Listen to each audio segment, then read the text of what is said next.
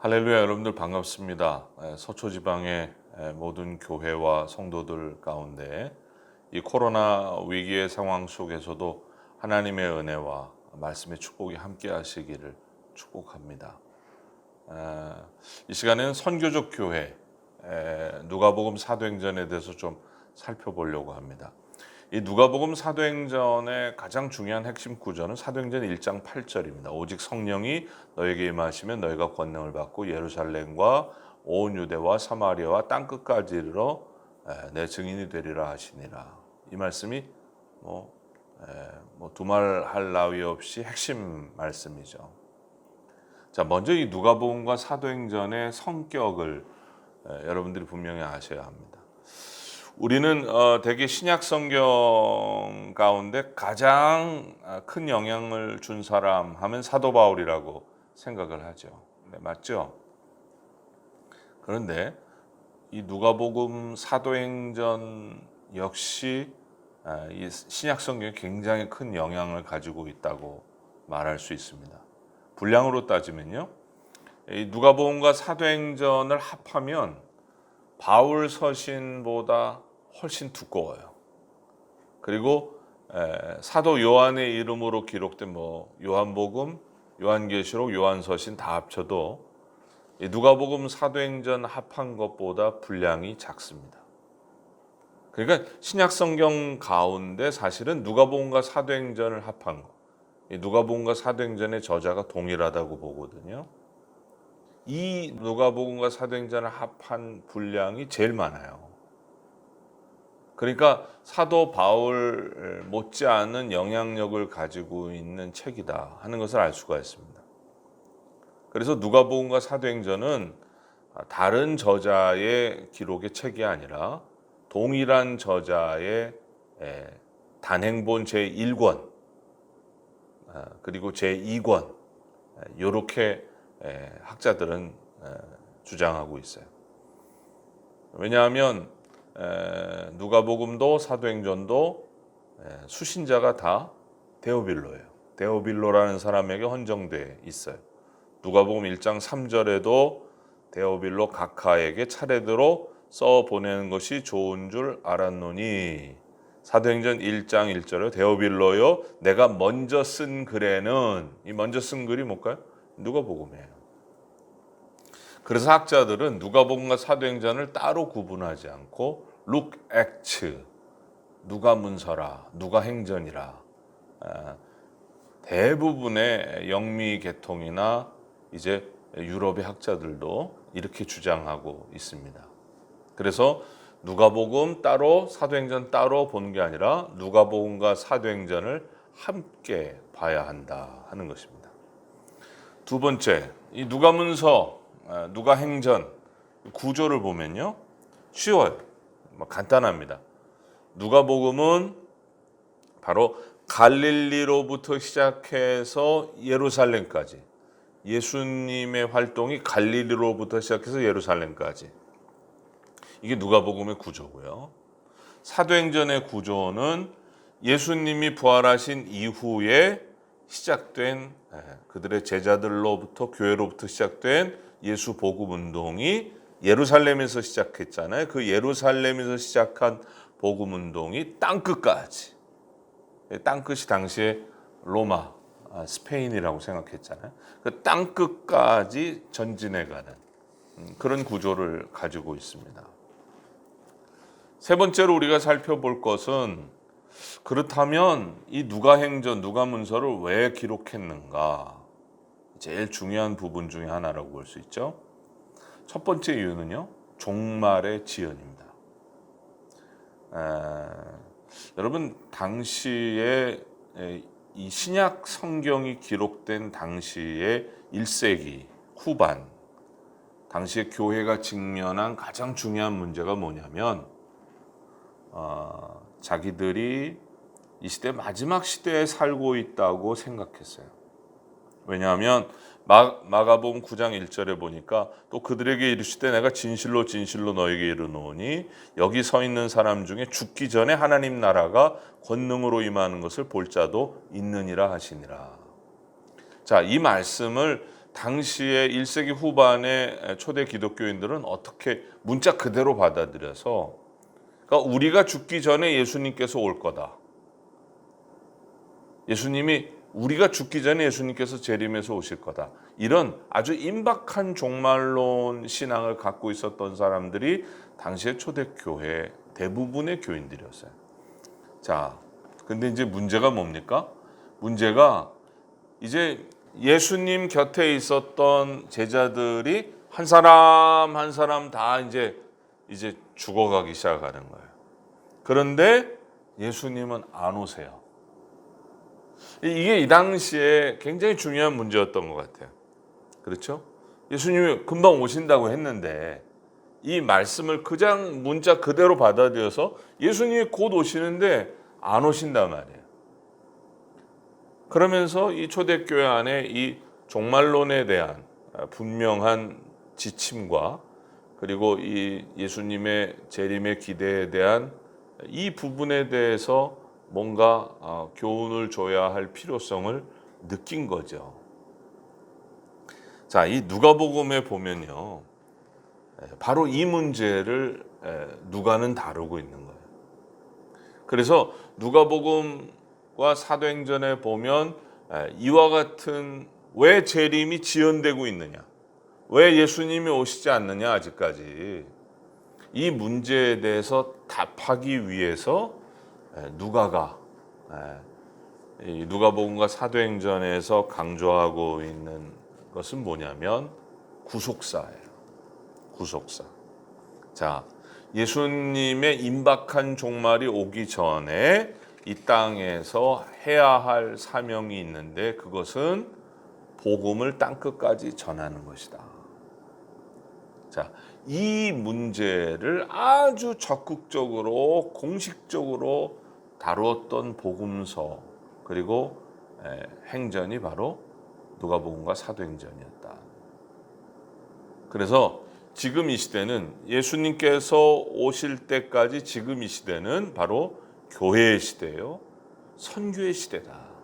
이것을 강조하고 있는 게 누가복음과 사도행전이에요. 그래서 누가복음 24장 47절이 핵심절인데요.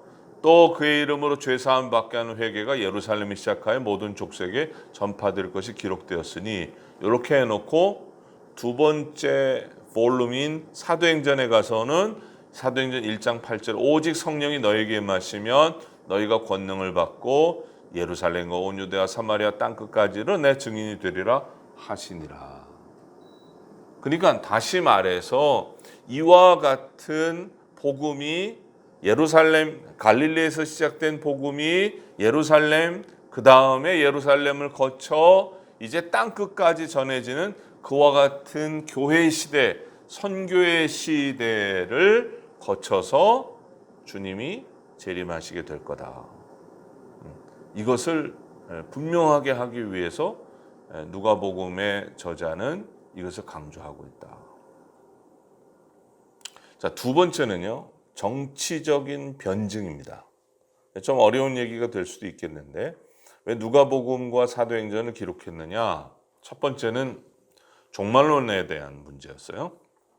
종말이 지연되고 있는 이유를 설명할 필요가 있었고, 두 번째는 정치적 변증이에요.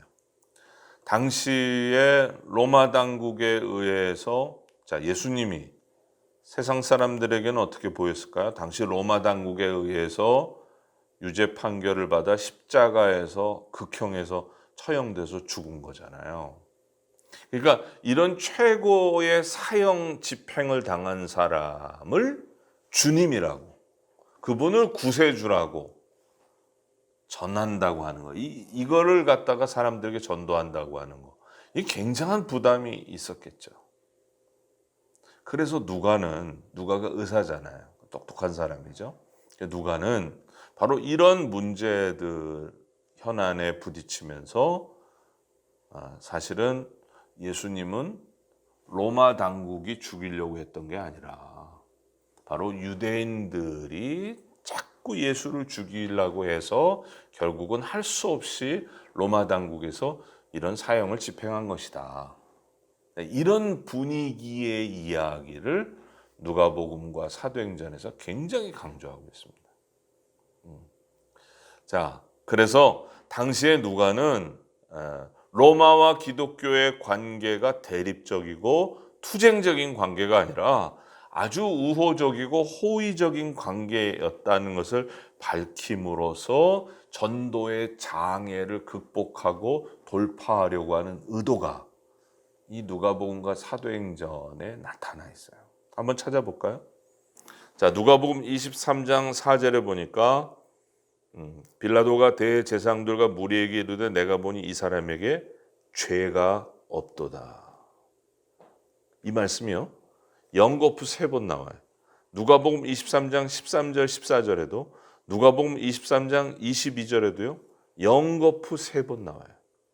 핵심이 뭐예요? 예수는 죄가 없다. 예수는 죄가 없다.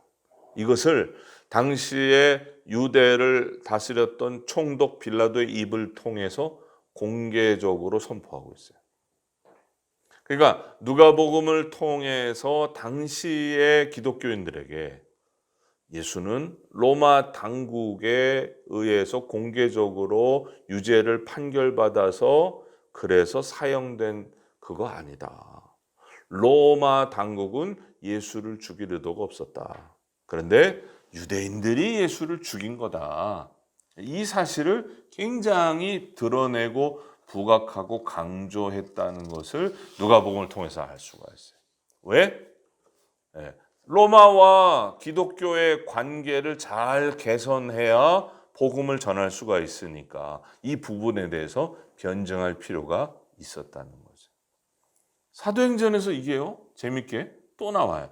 사도행전 23장 29절에 보면 고발할 것이 그들의 율법 문제에 관한 것뿐이야 한 가지도 죽이거나 결박할 사유가 없음을 발견한나이다. 누구에 대해서? 사도 바울에 대해서. 그러니까 예수가 로마 당국에 의해서 유죄 판결의 이유가 없음을 밝혔을 뿐만 아니라 Christ like 예수님처럼 사도 바울 역시 죄가 없었다. 이걸 밝혀주는 거예요. 또 사도행전 25장 25절, 26장 31절 예수님이 3번 죄가 없다. 이게 나온 것처럼 사도 바울도 3번에 걸쳐서 이거 죄가 없다.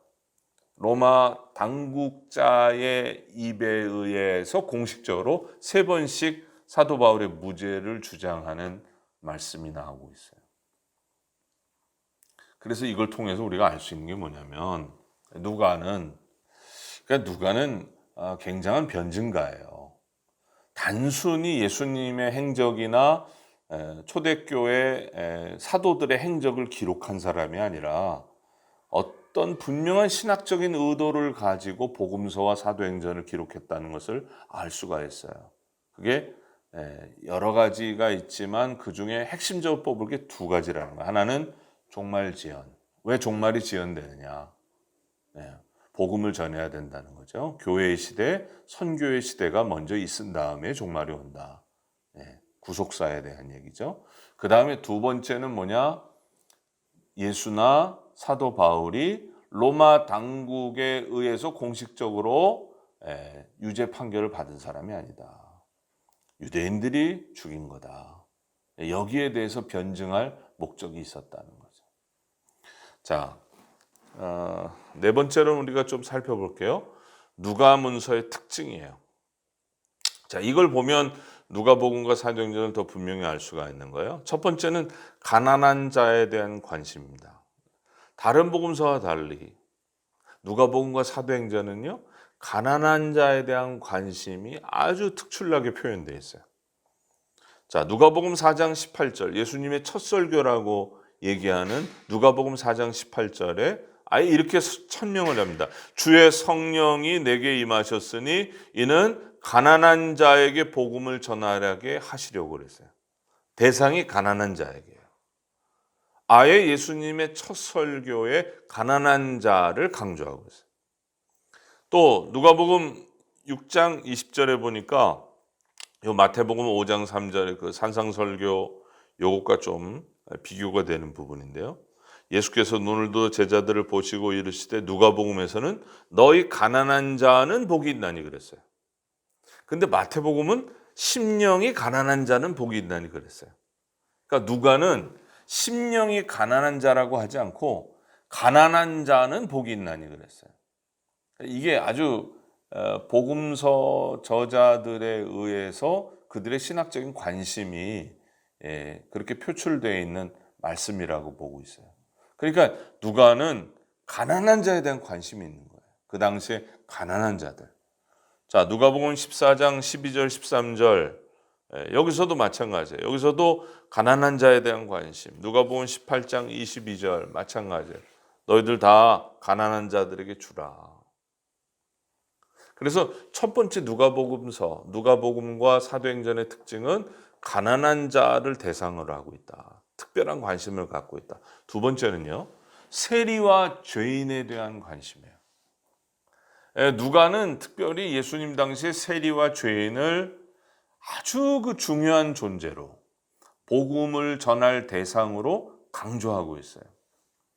자, 누가복음 7장 34절에 보면 이건 다른 복음서에 나오지 않고 누가복음에 나오는 말씀이잖아요. 세리와 죄인의 친구다 그랬어요. 예수님이 세리와 죄인의 친구다. 먹기를 탐하고 포도주를 즐기는 사람이다. 이거 굉장히 어떻게 보면 예수님이 좀 어떻게 보면 좀 욕먹을 수 있는 그런 부분임에도 불구하고 굉장히 강력하게 강조하고 세리와 죄인의 친구다. 그리고 예수님께서 누가복음서에 보면 세리를 향해서 나를 따르라 제자로 불렀고 세리와 함께 음식을 나누고 누가복음에만 나타나는 특수 자료인데요. 세리장 삭개오 이야기 여러분 아시죠? 네. 그 삭개오의 집에 들어가셔서 주무세요. 네. 거기서 유하셨다 하는 내용이 나와요. 근데 그 삭개오가 뭐 하는 사람이에요? 세리장이에요. 매국노예요. 당시에 많은 사람들 손가락질 받는 그 세리. 그 세리 중에서도 캡틴이에요. 세리장이에요. 네. 근데 그 세리장 삭개오를 예수님이 사랑하시고 저를 구원하세요. 이 누가복음에 나오는 이야기. 또 재미있는 것은 누가복음에서만 바리새인과 세리의 비유, 누가복음 18장에 나오죠. 그래서 세리의 기도, 세리는 멀리 서서 하늘을 쳐다보지도 못하고 가슴을 치며 죄인을 불쌍히 여기게 달라고 그렇게 기도하는데 바리새인은 자기를 높이는 아주 교만한 기도를 하는 그런 장면들. 그래서 세리와 죄인에 대한 예수님의 관심 이걸 강조하는 게 누가복음이에요. 또 여인에 대한 관심이 나와요. 유독 누가복음에 보면 여자들이 많이 나와요. 자, 그 중에서 재미있는 구절이 나와요. 누가복음에만 나오는 구절인데요. 누가복음 8장 1절에 3절이에요. 당시에 예수님의 사역을 물심양면으로 재정적인 지원을 하면서 도왔던 사람들이 누구냐 하는 것을 알 수 있는 구체적인 증거가 누가복음 8장 1절에 3절인데요. 여기에 여인들이 나와요. 7 귀신이 나간 자 막달라인 마리아, 헤롯의 청지기 구사의 아내 요한나, 수산나, 다른 여러 여자가 함께 자기들의 소유로 그들을 섬기더라. 그러니까 예수님 사역에 있어서 굉장히 절대적인 역할을 했던 섬겼던 사람들이 여자들이었다는 거예요. 다른 복음서에서는 이 말씀이 안 나와요. 누가복음에만 나와요. 그래서 여인들에 대한 관심. 또 사마리아인에 대한 관심이 나와요. 누가복음에 보면. 사도행전도 마찬가지고. 사마리아인들이 굉장히 많이 등장해요. 여러분 잘 아는 선한 사마리아인 이야기. 누가복음에만 나오는 거잖아요. 예. 그리고 누가복음 17장에 보면 10명의 문둥병자 고쳐줬는데 예수님이 그중에서 한 사람 사마리아인만 예수님에게 와서 감사하다는 표현을 하잖아요. 이것도 누가복음에만 나와요. 또 사도행전 8장에 보면 빌립이라는 사도가 당시 초대교회의 아주 유력한 사도였는데 어느 땅에 가서 복음을 전했어요? 사마리아 땅 가서 복음을 전했어요. 그러니까 누가복음과 사도행전을 보면 유독 사마리아에 대한 관심이 다른 복음서와 두드러지게 많이 나온다. 또 이방인에 대한 관심. 마태복음을 가리켜서 유대인의 복음서라고 한다면 누가복음을 가리켜서 이방인의 복음서라고 부르죠. 족보부터가 틀려요. 마태의 족보와 누가복음에 나오는 족보를 연구해 보면 마태와 달리 누가는 족보를 언급하면서 아브라함을 넘어서 아담에게까지 그리고 하나님에게까지 소급하고 있어요. 그리고 누가는 그의 복음서에서 이 십자가상에 하나님께 영광 돌린 그 이방인 백부장을 의인이라고 쳐. 또 사도행전에서 보면 이방인 백부장 고넬료가 또 나와요. 자, 여러 가지 증거들 찾을 수 있지만 아무튼 누가복음과 사도행전에서는 이방인에 대한 관심이 두드러지고 있다. 또 하나 마지막으로 다룰게요. 성령과 기도에 대한 관심이에요. 누가가 다른 복음서와 달리 성령에 대해서 관심이 굉장히 많아요. 자, 사용 빈도수를 보면 알아요. 영, 스피릿, 이 영이라는 단어가 마태는 12번, 마가는 19번, 요한이 17번인데 반해서 누가복음에서는 27번, 그리고 사도행전에서는 28번. 그냥 누가복음과 사도행전을 합칠 경우에 55번. 그러니까 압도적으로 우세하게 나타나요. 또 성령, 홀리 스피릿이라는 용어의 사용 빈도수를 보면 마태가 6번, 마가가 4번, 요한이 4번인데 반해서 누가복음에서는 11번, 사도행전에서는 41번. 그러니까 누가가 다른 복음서와 달리 그의 복음서와 그의 사도행전에 이 누가가 얼마나 성령이라는 말, 영이라는 말을 강조하고 있는가 하는 것을 알 수 있어요. 특히 누가복음에서는 예수님의 전도 활동이 성령의 능력으로 충만해서라는 말씀이 구체적으로 들어가 있어요. 사도행전에서 보면 오순절 성령 강림, 사마리아의 오순절, 이방인의 오순절, 성령 행전이 계속 강조되고 있어요. 자, 그래서 사도행전 8장 29절 성령이 빌립보도 이르시되, 사도행전 10장 19절에 보면 성령께서 그에게 말씀하시되, 사도행전 13장 2절 보면 성령이 이르시되, 사도행전 16장 7절을 보면 성령 이 누가복음 사도행전 보면 성령 주의 영 성령 계속 강조. 뿐만 아니라 누가복음과 사도행전 강조되는 게 기도예요. 기도. 누가복음 3장 21절을 보면 세례를 받으실 때 기도하실 때 하늘이 열렸다. 이게 들어가 있어요. 또 누가복음 5장 15절에 16절을 보면 한적한 곳에서 물러나서 기도하시니라. 누가복음 9장 18절을 보면 예수께서 따로 기도하실 때, 누가복음 11장 1절에 보면 예수께서 한 곳에서 기도하시고, 누가복음 22장 32절, 22장 41절에서 45절, 23장 34절, 46절 계속 기도를 강조해요. 사도행전은 볼 것도 없어요. 사도행전은 1장 14절부터 오로지 기도에 힘쓰니라, 사도행전 7장 59절, 또 스데반이 순교하면서 또 기도하잖아요. 또 사도행전 8장 15절 성령 받기를 기도하더니 계속 기도를 강조해요. 고넬료에게 성령이 임한 것도 고넬료가 기도했기 때문에 하나님께 항상 기도하더니, 이건 찾으려면 끝도 없어요. 그래서 누가복음과 사도행전을 성령행전이라, 기도행전이라 이런 별명이 붙어져 있잖아요. 자, 그렇다면 중요한 건 바로 이런 우리가 지금 살펴본 누가복음과 사도행전에 나오는 가난한 자에 대한 관심, 세리와 주인에 대한 관심, 여인에 대한 관심, 사마리아인에 대한 관심, 이방인에 대한 관심, 성령과 기도에 대한 관심, 이런 관심들, 다양한 관심들이 왜 강조되고 있느냐? 이건 딱 한 가지예요. 초점이 유니버셜리즘, 보편주의. 누가는 뭘 강조하냐면 모든 만민에게, 모든 열방에게 복음을 전하는 것이 핵심이기 때문에.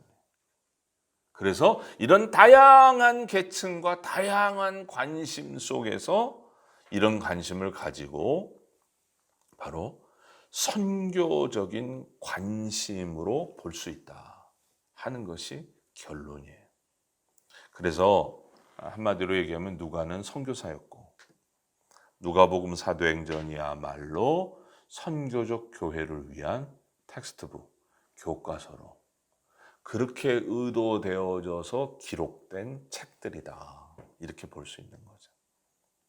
사랑하는 우리 서초지방 모든 성도 여러분, 그리고 교회들이 여러분 선교적 교회로 이 신앙으로 이 어려운 이 시대를 잘 극복하는 그런 여러분들 됐으면 참 좋겠습니다.